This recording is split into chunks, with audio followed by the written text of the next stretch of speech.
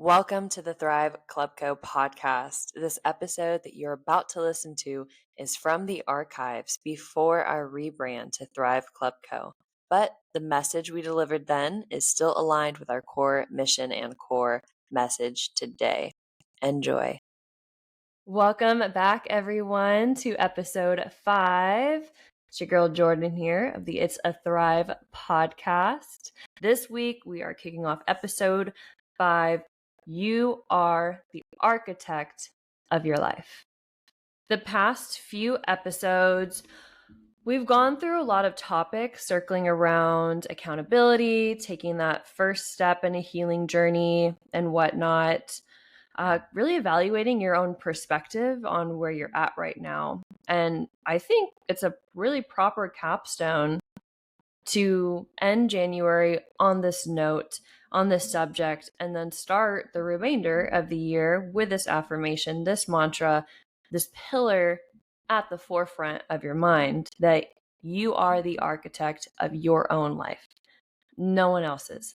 You and entirely you are the architect of your life. Sometimes if you can't immediately change your environment and everything around you, the one thing that you can immediately change, your mindset, your perspective on things, take ownership and accountability of your mind, and you then win. You have that mental dexterity to begin the process to move out of that environment so that you at least have those beginning elements of the foundational framework that as soon as you capture what's up here, everything else around you could be chaos, could be a negative, toxic household, workplace, you name it, environment. Maybe you can't physically remove yourself from that right away, but up here, you absolutely can. And that is a vital first step of mastering your mind and taking that accountability of, I am designing my life exactly the way that I want it, despite any circumstances thrown at me or that I was born into. I think that's a very big point that definitely going to dive in a little bit further here.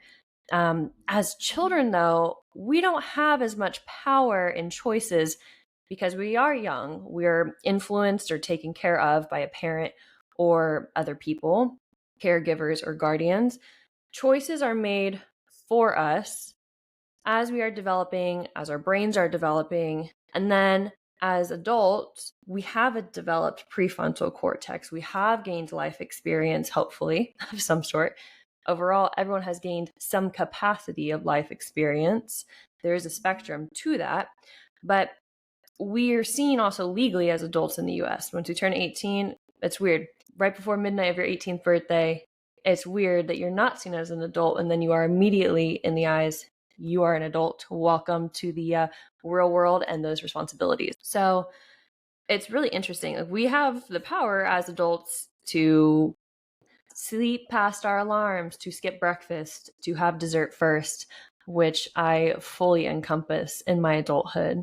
And I believe it is very well-rounded. We are able to stay up late and we can do all of the things that when we were growing up, we likely weren't able to as we were developing, and parents giving regimen, structure, nutrition, discipline, and whatnot. That also means that we have the power and the free will to make our own choices. And that also means that we have the responsibility of our actions, behaviors, and the consequences that go along with them. A dear friend of mine, I love when he says this because I think it's a great pillar of life. It's a great reminder as well. But he says there are always consequences to our actions. Whether that's good or bad, there is a consequence. A consequence itself doesn't mean something good inherently. A consequence doesn't mean it is bad inherently, which I think the connotation with consequence, that word, is oftentimes something bad. But that's actually not the case, and it's not the actual definition of the word. It is just a consequence of a behavior or an action or a choice.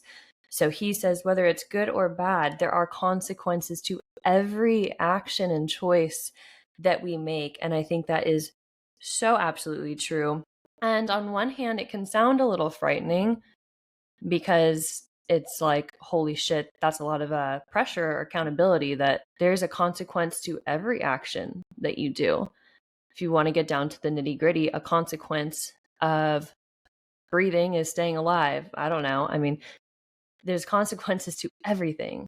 Consequence of drinking a glass of water right now may be that you're going to have to go to the restroom an hour later. There's consequences literally to everything. If you run the red light, you're probably going to get a ticket and you're going to have to pay a fine. If you study and put in the work and study for 4 hours straight, you're probably going to get a decently good grade on the test because you put in that work. There's consequences to everything. So on one hand, it's kind of frightening. On the other hand, I think it is incredibly liberating, because think of like how far that can go for you. You have the control within yourself, within your mind, within your actions and behaviors, that any action you do will have a consequence. And you can control part of that outcome based on what your choices are. There is a freedom in that, as frightening as part of it may be. That's a limited thought belief. It is really so liberating that your choices can have consequences beyond your wildest dreams that you could ever imagine, because you have the power to be the architect of your life. You are the architect of your life. I think it just gets lost along the lines, somewhere down the line into adulthood and societal norms or pressures or a victimhood mentality. But you are the architect of your life 100%. And when we think in terms of what we're born into, where we came from, our environment, our family backgrounds, financial backgrounds, our traumatic experiences, all of these things, whatever card you were dealt does not determine the rest of your deck. I'm going to say that again. Whatever card you were dealt does not determine the rest of your deck. It doesn't. All because you were dealt a wonderful card when you were born does not guarantee a wonderful rest of your deck without purpose, without effort. All because you were dealt a horrible card does not determine that that is the rest of your life. That is not true. And that is not universal law, that all because you have a shitty dealt, that the rest of your cards, the rest of your pack is the same way. What people may have done to you may not have been right.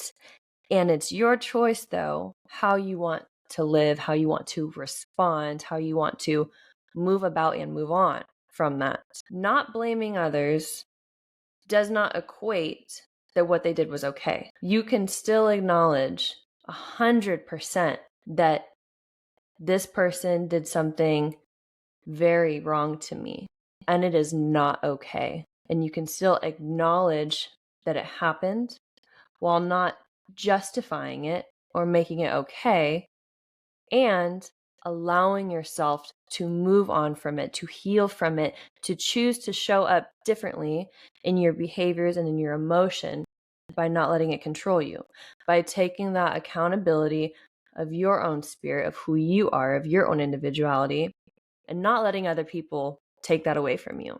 That's reharnessing and taking back your power at its finest. Really and truly. It can be life, your situation and experience, it can be far from okay, and you can still choose differently. That's how you bring your power back into yourself and taking accountability for your own life and being that architect instead of blaming life and its circumstances around you. Because if it was actually true that I was born poor, I'll always be poor, if that was a universal law, then we would never have any progress from the start of inventions, from the founding of this country. There would be no progress, progression, innovation, nothing new. Also, a lot of millionaires, multimillionaires, billionaires are also very self-made. A lot of incredibly wealthy, successful people in life and business, they were not always just dealt this luxurious hand, born into wealth, born into a family business. That is not the case for many successful business owners, entrepreneurs, individuals. So if that was a universal law, that if I was born poor, I'll always be poor, if that was true, a lot of the people that we see today, that wouldn't be the case. Or people moving past severe adversity into success. Last week, for example, just because it's on the topic of my mind, last week's episode, I brought up that I am in the middle of reading, really listening to, because it's an audiobook, David Goggins' You Can't Hurt Me. So while I'm on that thought and while I'm saying this statement, for example, he was born in an incredibly abusive, awful situation that he dives into in his book. He did not let that break him. He did not let himself become that statistic. And there's many other people who are very successful that were like, that chose to operate life differently. I'm a huge fan of Sarah Blakely and Jesse Itzler. Both had very humble beginnings and starts and worked and grinded and didn't let their circumstances prevent them from progressing forward. So, on another note of this topic, I turned 30 in less than 2 weeks or so. Yeah, without counting the days. I turned 30 in less than 2 weeks. There was a point in my life that I did not think I would live long enough to see the third decade of my life. And now I am so incredibly blessed, so incredibly grateful. I'm actually really excited to turn 30. I think it's going to be a dope new chapter of life and chapter of my womanhood and individuality and just experiencing life. I just always also look at birthdays as you're not guaranteed another year. And I think it's a blessing to be on this earth another year, to be able to have experiences around people that you love and care about, to do things you're passionate about, to make impact and changes. So I think they're dope and I think they're a blessing. I know some people freak out about getting older. I have a lot of girlfriends of mine who are not very much looking to turning 30 or did not like it when they turned 30, but I have a different perspective on that. I think it's a blessing and you got to walk into it thinking this is just a dope new chapter. And with a little bit more age comes a little bit more wisdom. Anyways, though, so I didn't think, though, at a point in my life that I would be here alive at seeing this 30th birthday upcoming. I was born to parents, thankfully, that they loved me. They started from dirt. They started with no money when they got married. My mom would tell me that they would eat like spaghetti and just peanut butter and jellies while they were building their company because that's all they could afford. But they started from the dirt and they built a very successful company. And I was grateful that they started that before they had me. Then they had me and I was brought into this world of love and having a stable roof over my head and food and shelter. And then, almost like a blink of an eye, everything changed when I was about 8 years old. To see that life fall apart at the forefront of divorce, infidelity, substance abuse, life changed immediately. Life changed abruptly. Being put into very adult situations in adult environments when you're 8 years old, it will make you grow up really fast, which was the case that I found for myself. There was no choice to stay a kid. You had to grow up and kind of fight through life. I saw my single mom hustle to provide for us, working 2 jobs and going to school to try to get a better job, like so that we could live in a safe place and eat healthy food, taking care of me, having a younger brother, living in a single bedroom at one point of our life when we were living in California, moving into a friend's house of ours, and it was my mom, my baby brother at the time, and I all sharing a 1-bedroom room with just one bed in it, because we were trying to rent out our house during the 2008 crash when everything like really went to shit. And taking care of and partially raising my little brother without either of our fathers in the picture, having a single mother trying to provide, me babysitting and tutoring anyone that I could so that I could literally put gas in my car to drive to high school, like navigating through adulthood and college without yet understanding how to navigate my emotions because I wasn't taught how to, and was in a state of survival since I was a kid, trying to excel in school while waiting tables at restaurants and doing internships to break into my industry at the time, and commuting an hour and a half to downtown Los Angeles to go to campus for school, balancing or not so balancing the freedom of choices in adulthood that led to a lot of partying, alcohol, drugs, between navigating through the healing process and in the midst of sexual assault and domestic violence, the whole fucking shebang, dude. That was life. I'm not coming here on this podcast talking to you now from a place of a frilly life experience that was cushioned and saw no evil in the world. I knew that from a young age, I had such a high chance of just being a statistic. Single mother on her own, divorced parents, substance abuse, alone, right off the bat, you are in a high bracket to being a high school dropout, to being a college dropout, to doing nothing successful with your life, to living in poverty.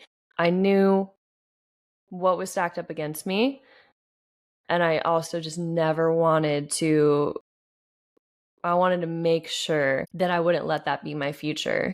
No matter what it might have looked like, that I just knew somehow in some way, eventually, that I would not let that be my future. That I would not let any of those adversities, any of the people, any of the situations fucking overcome me, no matter how hard or how dark times would get. There was a light so, even at times, so buried deep within. I just didn't want to be that statistic, no matter how much easier it would have been to become it.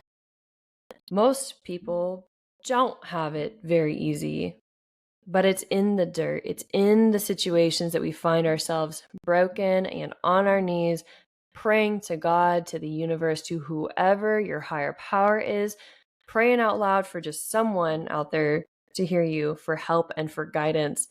It's in those moments that we find the strength to really find strength in overcoming days, just one day at a time, the next and the next, even if it takes a lifetime, to find the strength to not give up, to continue to overcome it. And we're all accountable as adults for the life that we want to live, that we feel we deserve to live, that we desire so deeply to live. We're accountable for making that happen. No matter the situation or where you come from, poverty, middle class, wealthy, you are the architect of your life. You have the freedom, the free will to do what most in your environment wouldn't do, won't do, believe that they can't do. And that is to take the accountability for your own life. Every ounce of it, not feeding into the bullshit, not feeding into the negativity. If that's what your environment does, it will foster just that. You got to break the mold, baby girl, and switch gears. Take accountability. Might have to be off the beaten path. It might not make sense. It might be lonely. And you know what? Not it might. It will be. There will be moments like that for sure. But if no one else in your environment had the willingness to do that, then don't you think that taking that chance and doing that, taking that accountability, might just take you out of that environment and to somewhere that you have never been before, which isn't that the goal? There's so much freedom in acknowledging and accepting, I am the engineer of my life. I am the architect of my life. I will build my foundation for my life. I'll be the damn designer of the exact life that I want to live, no matter how long it takes me. There's so much freedom in that. So much. Something I want to incorporate in this episode because these are powerful statements that I'm hoping will kind of ruffle some feathers in the most beneficial and positive way to make you want to shake up your own shit a little bit and think of the deeper picture behind being the architect of your own life. I want to end this episode with some affirmations, because for these affirmations to have the most impactful, lasting effect, alter them if you need to, but always when doing affirmations, remain in the positive. And I'm not talking positive in the sense of good, bad. I'm talking truly to talk in the positive of haves, not in the negation, not in the negative of have not or I will not. But repeat these as often as you can throughout the day, especially first thing in the morning and before you go to bed. Just go into the bathroom, close the door, turn the light on, look in the mirror, talk to yourself. Even if you have roommates and you don't want to sound funny, whisper it to yourself. But the articulation of your tongue and your lips and your mouth connecting to your brain as you're speaking these things to yourself is very powerful. And if you absolutely can't say it out loud, or if you find other moments in the day where you're at work but you want to integrate these affirmations, say it in your head. And very importantly, write it down on a piece of paper. Get a pen and a piece of paper. I type all my notes and so much stuff into my phone, only to then later try to write it down on a piece of paper, because especially with the affirmations, the next thing of using the muscles in your fingertips, in your hands, using that muscle to literally directly connect to your brain, to your thoughts as you're writing down these elements and affirmations onto paper. There's so much power in that as well. So, and a lot of times too, if I'm driving around or running errands, or if I have a busy start to the day and I have to take part of my affirmations on the road, say it in your car on the way to work, say it on the drive home, say it in between classes, say it under your breath, say it in moments of stress. Remind yourself to really engrave and have that full circle experience of these affirmations, having this full circle moment with these affirmations. And you might feel silly or weird at first. Who gives a shit? You're the architect of your own life. And if this is what you want to do because you see the benefit of it, go for it. Remind yourself every single day. Take this week. We have the podcast coming out with new episodes every week, right? So starting today, the day that you're listening to it, take 1 week and repeat these affirmations at least 3 times throughout the day. I am the architect of my life. I take accountability of my life. I am so grateful that I can determine what my life looks like. My perspective reflects how I view my life and the world around me, and I can change it at any moment because I am the architect of my life. Well, I hope you're leaving this episode a little energized, because I really am right now. Finishing this episode up, I feel like I have a lot of good energy moving on, and I hope that each one of you feel that flowing through you as you're listening in right now. But that's to end today's podcast episode 5. You are the architect of your life. Thank you so much to every one of y'all listening in. Appreciate truly every single one of you who listens in. If you're not already following, make sure that you follow, you get notifications, because every single week we release a new podcast episode. So stay tuned for next week's podcast, as we're diving into a brand new month of February, which will be very exciting, and all the new topics to come. If you have any recommendations or questions, feedback, comments, go ahead and drop them below, please. Would love to hear any feedback from y'all, or any suggestions or questions. Totally open to that. That would be wonderful. Make sure that you're also following us on Instagram and on Facebook as well, to get those affirmations, discussions, and important prompts throughout the week in between the episodes as well. But in the meantime, thank you so much, y'all. It is a thrive, and don't you forget it. You are the architect of your life.